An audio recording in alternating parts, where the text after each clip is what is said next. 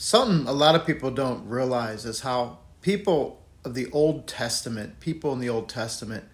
who believed the Messiah was coming, believed that there would be a king born who would set their nation free from the oppression that they were not only under from the religious Levitical priesthood, who was stoning them for all the infractions of the law they were guilty of, but they were also looking for somebody to set them free from the oppressive tyranny that was Rome. They were expecting somebody to show up on the scene militant, somebody to be mighty in battle like King David, right? Or Joshua, who'd come in riding on a horse, maybe with a shield and a sword, ready to overthrow Rome and to lead the people to overthrow all of their oppression, whether it be religious or political.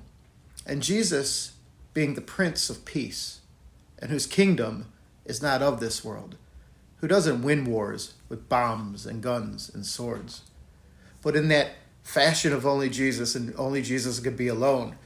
in the fashion and the power of the Spirit, he entered into Jerusalem on Palm Sunday riding on a donkey. And we see as he goes into Jerusalem,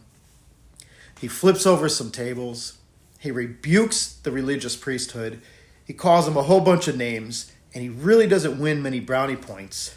And it's these chain of events that lead to his ultimate crucifixion that we'll be speaking about on Friday. He went from them yelling, "Hosanna in the highest," and extolling him as king, to flipping tables in the temple, and then the angry mobs and crowds yelling, "Crucify him, crucify him."